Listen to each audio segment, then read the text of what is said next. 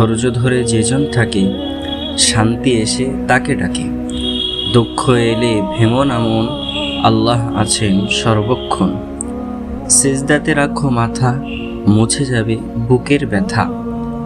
ধৈর্যের ফল মিষ্টি খুব, কষ্ট যাবে হবে সুখ। আজকে যিনি কাঁদেন চুপে, হাসবেন তিনি সুখের রূপে। তাই তো বলি ওরে ভাই, ধৈর্য ছাড়া গতি নাই। রবের উপর ভরসা রাখো, অন্ধকারেও আলো দেখো। ধৈর্যের শেষ প্রান্তে আল্লাহর রহমত।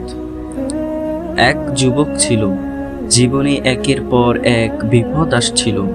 ব্যবসায়ী ক্ষতি, মানুষের অবহেলা, বন্ধুদের বিশ্বাসঘাতকতা, সব মিলিয়ে সে ভেঙে পড়েছিল।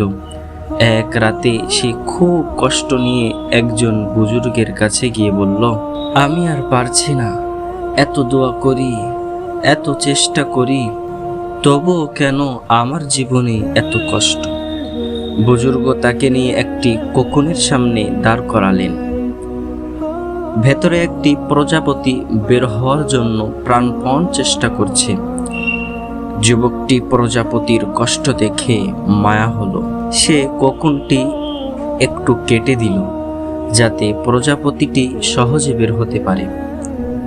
প্রজাপতি বের হলো ঠিকই, কিন্তু তার ডানা দুর্বল ছিল, সে আর কখনো উড়তে পারল না।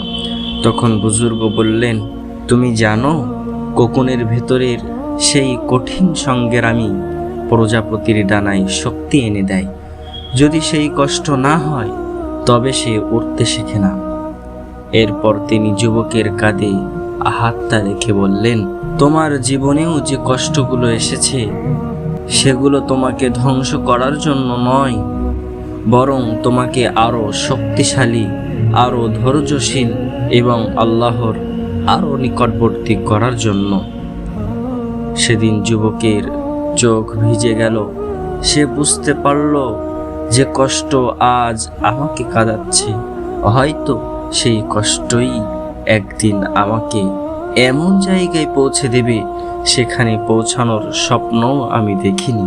মনে রেখো, ধৈর্য তিক্ত হতে পারে, কিন্তু তার ফল পৃথিবীর সবচেয়ে মিষ্টি ফল। আজ যদি তুমি কাঁদো, ধৈর্য ধরো। আজ যদি তুমি অপেক্ষা করো, ভরসা রাখো। কারণ আল্লাহ কখনো ধৈর্যশীল বান্দার পরিশ্রম, চোখের পানি এবং দোয়াকে বিফল করেন না।